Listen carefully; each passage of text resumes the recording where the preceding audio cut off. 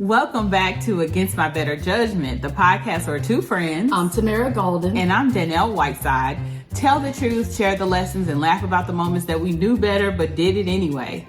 Each week we share real stories about our lives, about the times that life surprised us, stretched us, or just straight up humbled us, and the lessons that we learned along the way. And this week, our season is called Just Because. Today we'll be talking about just because I failed doesn't mean I'm a failure. I got plenty of them stories. Oh my gosh, keep it coming. Yes. But before we get started, how have you been? I've been good. I've had a great week. The highlight of my week was by far Shannon's birthday party. Yay, Shannon. Burr. Shannon turned 5. Yes. So I always enjoy the kids, and it's neat to see Shannon be the center of attention and watch how Donovan reacts, and then see how Ronan always becomes the center of attention, and seeing how Shannon reacts, which he does not care. He does not. It's really interesting, and I can appreciate this about you and birthday parties. My RSVP is no if there's no cake. I appreciate the fact that you had cake. Why would there ever be a birthday party without cake? It happens. That's what I'm saying. I've never heard of birthday parties without cake. I love birthday cake. And that cake was everything. Thank you. And this was your first time having one of my cakes. It was. Well, Thank you. And I messed up that cake, actually. No, you didn't. Quit saying that. I did. I guess only I know, but it did teach me that I actually know, like I know about baking, because the mistake I made was I was making actually 2 cakes because I wanted him to have a cake for his birthday party and his birthday, which was the next day. And so as I was adding the ingredients or setting out the ingredients for the first cake, I would refill it for the second cake. So if I poured milk in there for the first cake, I poured the other milk in the measuring cup for the second cake. Gotcha. So I did that, and I walked around the kitchen and did something else, and I came back and I was like, I could have swore I already put milk in there. And so then I just poured that in there, and I was like, oh my gosh. So I had twice the milk for this cake. So then there's something that you learn about how you add ingredients to a cake. Mm-hmm. Like when you add flour, you do flour, then liquid, then flour again. And so anyway, because I actually have learned how to bake, I was able to fix it. So it didn't completely mess up the cake, but it did mess up the texture of it. Mm-hmm. Like the light and fluffiness that I'm used to, It was not that. Okay. But it was still good. It was edible. The cake just has to be worth my calories. That cake was sweet. It was good.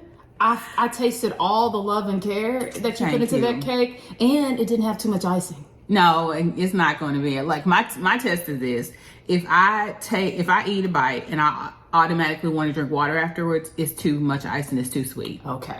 And so if you can make it through my cake without being like, whoo, I need a drink of water, then it's the right level of sweetness. That was my jam. Yes, and so this is the shirt I wore to Shannon's birthday because he wanted a Michael Jackson theme, and so the cake had Michael Jackson silhouette on there, which was a collaboration between me and my brother. My brother is the artist of artists, and so he was able to help me do that. So it looked great, and we were able to celebrate Shannon, and we just had so much fun. Agreed. Yeah. Okay. So I'm going to talk about something that happened at the birthday party during the Against My Better Judgment segment, but I can't believe we have a 5-year-old. A whole one. Wait, yes, a whole one. Yes. So I feel like Shannon was 4 forever. It just feels like he was just always 4. Mm-hmm. But now he's 5 and he ready. He is. He's going to go to kindergarten this year. He's excited about that. And I can see for some reason, it's like a switch that flips from 3 to 4. Because for me, it's not terrible 2s. The 3s are the challenging time. So from 3 to 4, something happens. From when they turn 3, when the day they turn 3, they turn into somebody you don't like. And then when they turn 4, they turn into somebody else. But then it's like, as soon as he turned 5, like he's doing things differently. Like usually he would get up and run around when he's eating. He's been able to sit down, finish a meal. Like his little questions are becoming even more curious. So he's just growing up. Okay, I have just gotten distracted. With what? If those earrings don't look like Michael Jackson in this shirt, look at this. Okay, it's not intended. This is supposed to be a girl with an afro, but I guess it does. Oh my gosh, that is so funny. Okay, squirrel. Yes. So anyway, but proud of Shannon for, turning 5, and he's just such a joy. He's gonna be 6 by the time we finish talking about him. Shut Girl, up. let's get moving. Now you're the one, because I wasn't even gonna talk about Shannon's birthday. Shoot. You're the one that made me sorry, so you're gonna get what you're gonna get. Anyway, so just because I failed doesn't make me a failure. Okay. Yeah, so this came up. First off, I'm going to be in complete candor. I'm going to tell you how it came up. Usually I'll take notes and write down things. And I wrote this down, and I wrote Uncle Nearest. Oh, okay. And that's not necessarily the story I want to talk about, but as many of you know, Uncle Nearest was the premier Black-owned bourbon, also known as Tennessee whiskey, which was brought to light by Fawn Weaver and Miss Pat and Fawn Weaver's husband. Well, this particular whiskey has really taken the world by surprise. And since 2017, it has won so many awards for being quality craft whiskey. And then she was savvy enough to turn this brand, this whiskey, into a movement. And what I mean by movement is it was it's not the only thing, but it was one of the few things, at least in Tennessee, that we could rally behind and have some ownership of as Black people. And the reason I say that is because it's a Black-owned brand, Black-owned recipe, and the master distiller is Black. Not only that, but they have gone above and beyond. They created this movement, and part of the movement, I mean, there is a restaurant, there is a bar. I went to the opening for the Guinness Book of World Records, the largest bar in the world. They opened an amphitheater. They had plans to bring hotel chains into a very, very, very, very small dot of America in Shelbyville, Tennessee, which is I don't know, Shelbyville, I'm not sure the county, but it's adjacent to Lynchburg. So it has a history there that few people can be proud of. But Uncle Nearest and his branding brought something there that I spoke about this brand as though I was kin to Uncle Nearest. The book, all the things. Just drank the Kool-Aid because I was just so proud. And as many of you know in the news, it is Fawns no more. I don't know what's going to happen to the brand. I don't know what's going to happen to the product, but I do know what has happened to the movement because of the way in which it has changed. The movement it just feels different. But I remember when I went to hear her speak, she said, I have never failed because I never stopped trying.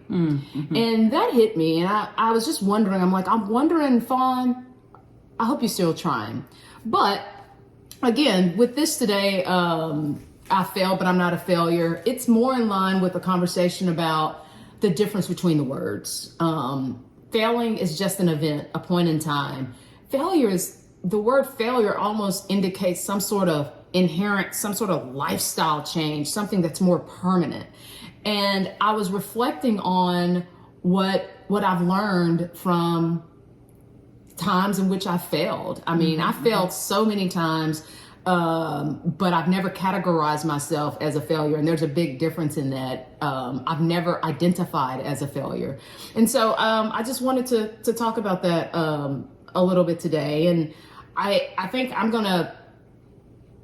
I can't wait to hear your thoughts on this because at least the story I'm going to share is going to be totally different from yours. I think we'll have a good balance for the audience today. But I think about this is probably for those high school grads about to go to college or things like that, this particular point of it, or many of you can probably relate to it. And a lot of the things that have to do with me is most people know that I was an athlete. I was a collegiate athlete. I've always excelled in sports or anything really that is a competition. It's just something that I've been fortunate and blessed to do. And I really thought about things and times in life that I failed. And I thought about friendships. I thought about relationships. I thought about money decisions. But I kept coming back to sports. And this is what I mean by that. I just remember the time, I was trying to think back to the time that I first thought I was a failure, like that time in life where I first thought, oh, I have failed with this. And it happened in college, which is interesting, but that's just that's all I could think of as far as the first. I was just really trying to think of the first time. And going into college, I lettered in 4 sports in high school. By far, my best sport was basketball. Probably between basketball and softball were by far my best sports. But when it came time to go to college, I only had 2 options. Either I could go on a basketball scholarship to one school, but I wasn't as interested in the school and I wasn't as thrilled about the academics in the school because I knew that I was not going to play pro anywhere. And then the other school, which had great academics, I knew I could get in, but I didn't think I could play on the basketball team just because they just won at that time NAIA championship like 2 years in a row. Cheryl Street went there, and I was like, I don't know if I can make the team. So I decided to try out for the team. And the time that I tried out, there were 5 walk-ons. And I knew that if I didn't make this team, I just didn't know what I was going to do. Mm-hmm. I really didn't. And I knew I needed the education. I knew I was in the right place. I knew it was the right decision. But there were 5 walk-ons and they were going to pick one.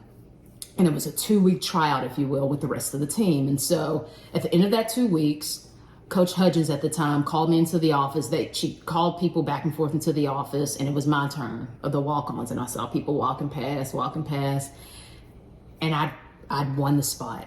So, and I just knew that I had to win that spot. I really knew that I really wanted to make this team. I wanted to be a part of it. And she looked at me and she's like, kid, you have some fight. She's like, you have some hustle and we need you. Great. So I'm on this great team. Here's the problem with you're on a great team that has won championships before you got there. Everybody's great. Yeah. Especially the people that they recruited and they're paying money for. They're really great. So I felt as though no matter how hard I practiced, no matter how hard I tried, I could not get playing time. I could not get on the floor. So I just felt like a complete failure and I couldn't figure out how to fix it. During that time, the coach that brought me onto the team, we lost her to suicide my freshman year. And so there was another regime. And that coach just frankly didn't believe in me the way in which she did. But I was just determined to get my chance. And, you know, in the world of sports, especially in today's environment, back then, if you weren't a donor, if your parents weren't on the booster team, if you weren't, you know, you just didn't have a lot of weight in the room, like, because there were players that were mediocre, in my opinion, that played. Mm-hmm. And so I was just getting so frustrated and I really was getting down. I felt like I was excelling at everything and doing everything right. But I just couldn't, I didn't want anybody to come see me. I didn't want my old high school team to come see me because I just wasn't getting playing time. Well, I started thinking about it and I was like, you know what? I'm not the star. I have no leverage here. So what can I do? And I thought back through the things at that time, while I thought it was a failure, I was like, what are the things that have worked for me in the past besides hard work? And I'd remembered when I was student body president, I'd send these notes to teachers every single, like once a week, all the teachers would get this little note of encouragement in their boxes every single week. And I was like, you would do that? Mm-hmm. That's cool. Mm-hmm. And the counselor, she actually made a book out of them. And when I graduated, she made a book out of it. She kept all of them and made a book out of it. So I thought about that and I was like, you know what? The team loved me. And I was like, you know what? I'm a leader. And I'm a leader in every sense of the word. And the thing that I do best is lead. So what I started doing is before the games, I'd have these little note things. They're about a rectangle, not big. And I just write something encouraging about the week of practice, that if they, to help them be encouraged for the games, even if they didn't really play.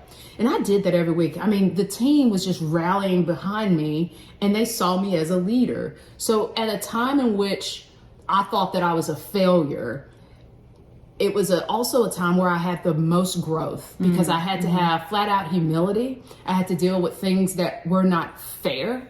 I had to deal with adversity, and I had to deal with just flat out reality, right?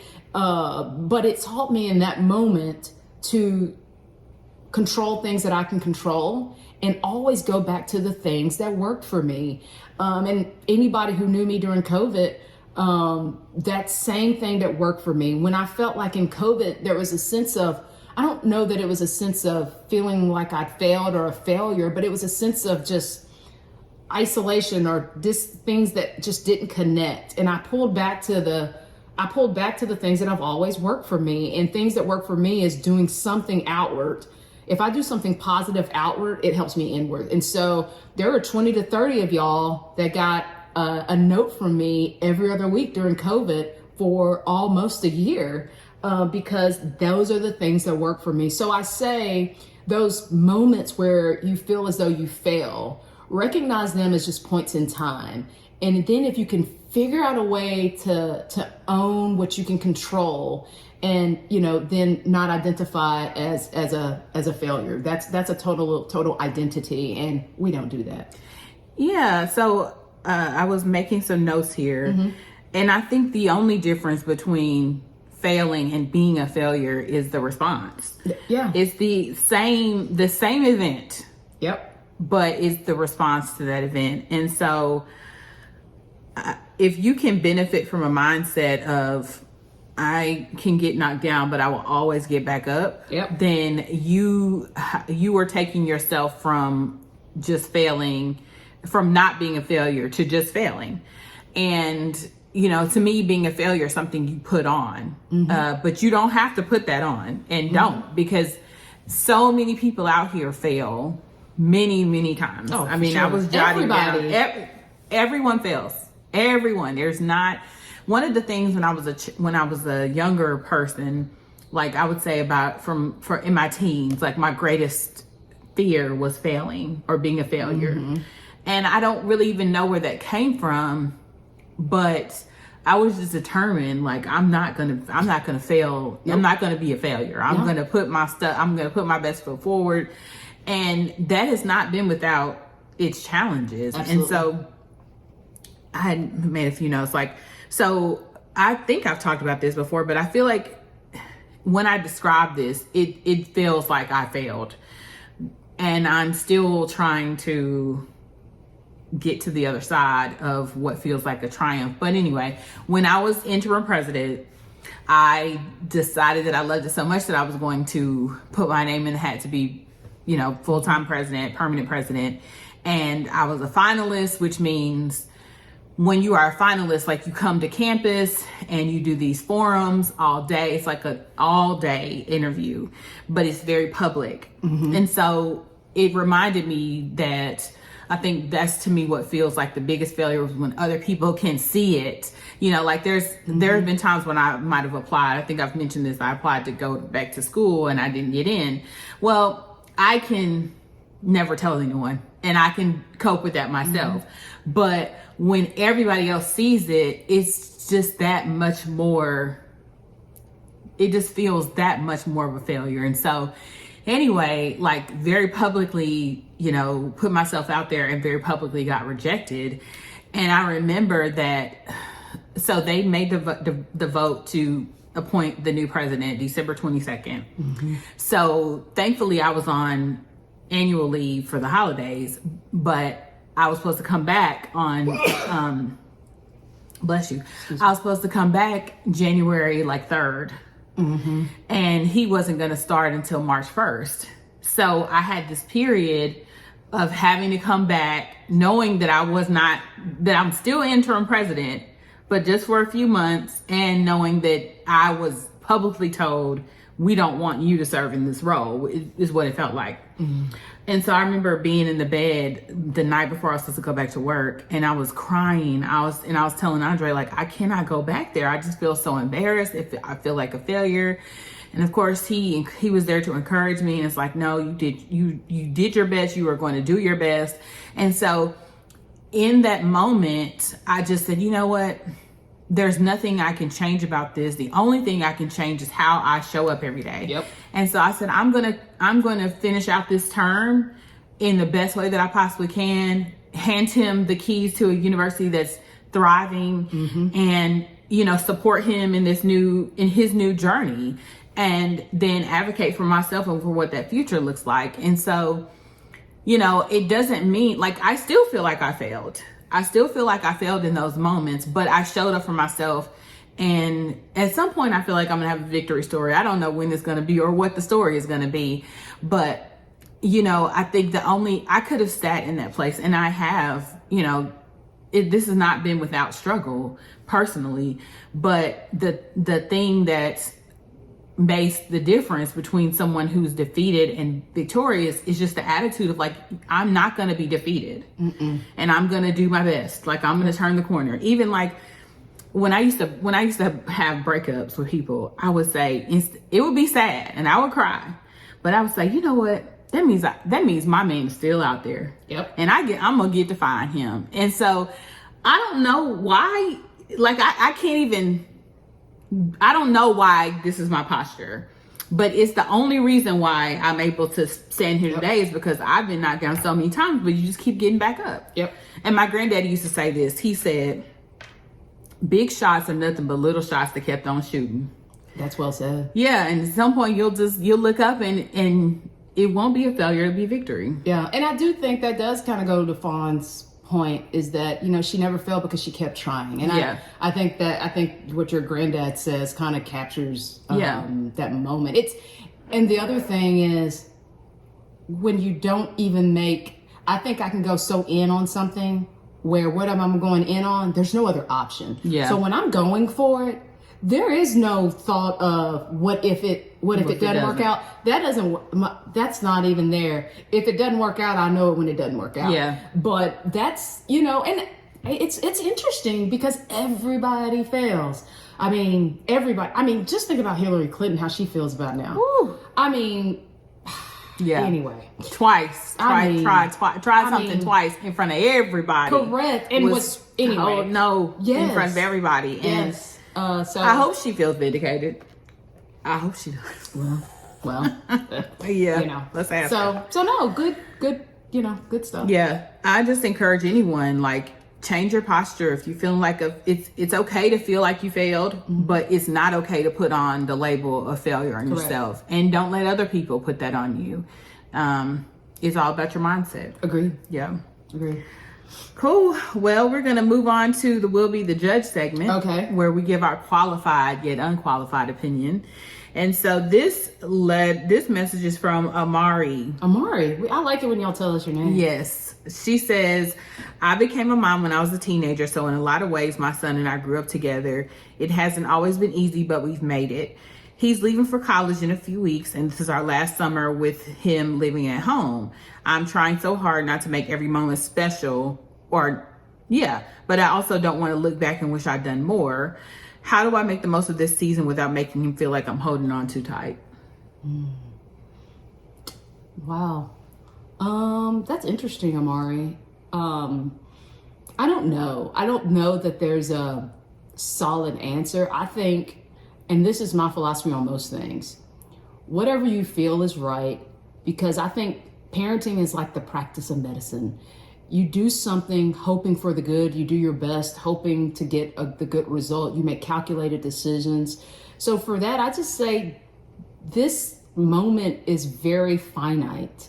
So whatever you feel that you need to do or want to do, do it. And regardless of whether he feels like you're holding on too tight or not, there will come a day where it will be remembered, and there will come a day when he just wish you were holding on a little tighter. So I don't think there's a real answer for me with that. I don't think you can go wrong. Yeah. I was actually thinking about taking a different avenue, but I'm going to start here first. You were a single mom and you had a child when you were a teenager. So let's just clap it up to Amari for getting this child to go to college. So in one piece. Yeah. So let's clap it up for that. And I have 3 sons myself, and they're nowhere near college age. It feels like you have 4. When you said 3, I had to literally. What? This is crazy. Odd. Carry on. Yes, please. So I feel as though I cannot imagine what you're feeling right now. Like, just to know that that your baby is about to leave. And I say baby because they will never not be your baby. And so forget whether he cares that you're holding on too tight. Right. Make these memories, make him sit in your lap while y'all watching a movie, like cuddle him. He will, at some point when he's gray and old, he'll be like, I remember when I was about to leave for college and mama was acting all sentimental, and he'll appreciate that later on. He may not now, and we don't even care. We want you to grab a hold to all the memories you can, because it's the last time, unless he's a boomerang, that he's going to be living in your, in your house, under your roof. And I know for me, like when I went to see my nephew in college and dropped him off, and I said this on an earlier podcast that I was just crying, and I text my sister-in-law, like, I don't know how you're doing this. Like, how are you leaving your child somewhere in the wide world and you don't know, like, you don't know what's like, that just seems crazy to me. So appreciate where you are right now and soak it up. He'll be fine. He's going to go and have a great time, and you're going to figure out this next phase of your life. But this is the last summer you have. And like, I do count, like, I'm like, I have only 10 more summers with Donovan. Yeah. Like, what? Yeah. Like, the fact that you can quantify that. So like, this is the last summer that you have with him under your roof full time. So be as sentimental as you want to. Agree. And he'll get over it. He will. He will. Or he won't. Or he won't. And what's he gonna say? My mom loves me too much. Exactly. That is not a problem for anyone. Quit loving me. No one ever said that ever. Yeah. Ever. So, enjoy your time with your son. All right. So against my better judgment, Danelle, it's on you this week. It is. What do you have? So, against my better judgment, Shannon had his birthday party at Slick City, which is a slide park. Nothing but slides in the whole place. And it's so much fun. But against my better judgment, I jumped on one of them slides and I left my arm out and I got a burn. Oh. And I wasn't the only one. Did it go? I don't know. Like, it was so fast, I didn't feel it until like several slides later. But let me tell you, my husband has like all this skin up.